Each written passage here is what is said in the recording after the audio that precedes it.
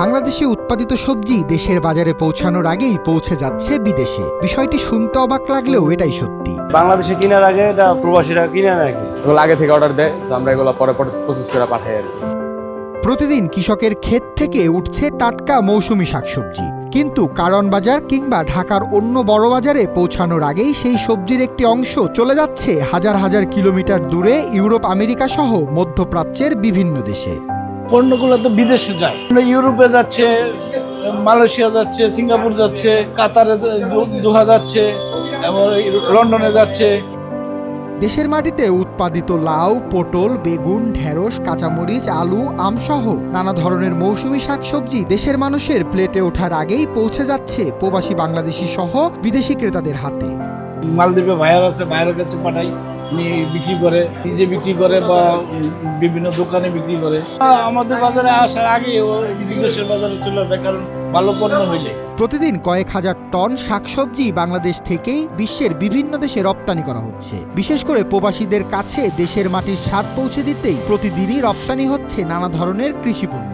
বিদেশি যারা প্রবাসী এরা তো আপনাদের দেশের বাইরে থাকে, আমরা তো দেশে থাকি, আমাদের যেটা সামনে পাই ভালোটা আমরা কিনে খাইতে পারি। ওনারা তো দূরে থাকে, ওনারা তো সম্ভব না দেশের ভালো খাবারটা, তার জন্য ভালোটা দেওয়া হয় ওনাদেরকে, যে ভালোটা খাইতে পারে। কৃষকের ক্ষেত থেকে তোলা সবজি সংগ্রহের পর দ্রুত পৌঁছে যায় নির্দিষ্ট ওয়্যার হাউজে। সেখানেই শুরু হয় বাছাই ও মান যাচাইয়ের কাজ। চাহিদা অনুযায়ী ভালো মানের সবজি আলাদা করার পর করা হয় পরিষ্কার পরিচ্ছন্নতা ও প্যাকেজিং। বিভিন্ন আকার ও ওজনে প্যাকেট করার পরই এসব পণ্য প্রস্তুত হয় বিদেশের বাজারে পাঠানোর জন্য। গাছ থেকে তাজা নিয়ে আসে, অথবা আমরা দেখা যায় অনেক সময় ওই বাগানের পাশে বসেও প্যাকিং করতে পারি। যেমন এইগুলা এখন এলাকা থেকে কিনে নিয়ে আসছি, আসার সাথে সাথে মানে আমাদেরকে দিয়ে গেল, আমরা এটারে বাছাই করে প্যাকিং করব। পণ্যটা ছিল হয়েছে হয়তো বিকালে 2টা 3টা বা 4টার দিকে। বিদেশে পাঠানোর জন্য আগেই করা হয় কার্গো বুকিং, তাই প্যাকেজিং শেষ হওয়ার পর গুণগত মান ঠিক রেখে দ্রুত পাঠানো হয় হযরত শাহজালাল আন্তর্জাতিক বিমানবন্দরে। সেখানে প্রয়োজনীয় প্রক্রিয়া শেষে নির্ধারিত ফ্লাইটে ওঠে বাংলাদেশের টাটকা সবজি। তার হচ্ছে যে আপনার হচ্ছে যে ওনারা এয়ারপোর্ট থেকে যখন মানে মিল যায়, মেল আছে যে কয়টা ফ্লাইট আছে, ওই অনুযায়ী আর কি আমরা প্রোডাক্টটা পাঠাই। হ্যাঁ, রেগুলারই থাকে, যেমন হচ্ছে যে দুপুর 2টায় থাকে, কোনো সময় বিকাল 4টায় থাকে, আবার সন্ধ্যা 7টায় থাকে। এই 3 টাইমের ভিতরে একটাতে থাকে আর কি। রাতেও থাকে, দিনেও থাকে, যখন যেটা ফ্লাইট হয় আর কি, ফ্লাইট শিপমেন্ট অনুযায়ী।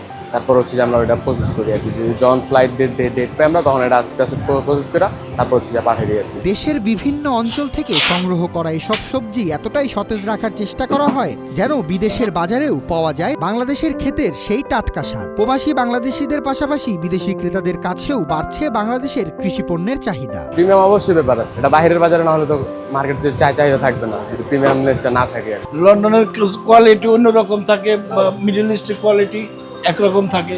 লন্ডনের কোয়ালিটি বেস্ট কোয়ালিটি থাকতে হবে, কোনো স্পট থাকতে পারবে না।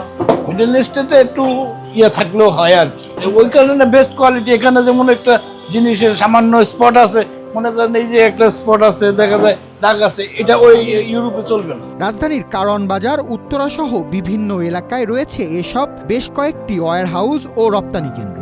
সেখান থেকেই নিয়মিত ইউরোপ, আমেরিকা ও মধ্যপ্রাচ্যের বিভিন্ন দেশে পাঠানো হচ্ছে বাংলাদেশের শাকসবজি, ফলমূল সহ নানা কৃষিপণ্য। কারণ বাজারে না, শুধু শ্যামবাজারও আছে।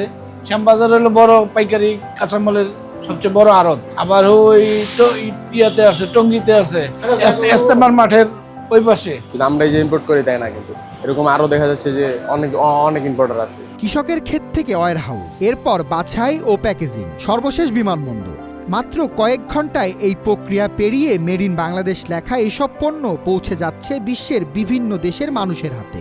একদিকে কৃষকের উৎপাদিত পণ্যের তৈরি হচ্ছে নতুন বাজার, অন্যদিকে রপ্তানির মাধ্যমে আসছে বৈদেশিক মুদ্রা। আর বাংলাদেশের মাটিতে উৎপাদিত এই কৃষিপণ্যই বিশ্ব বাজারে তুলে ধরছে বাংলাদেশের লাল সবুজের পরিচয়। সুপন শিকদার, নিউজ 24।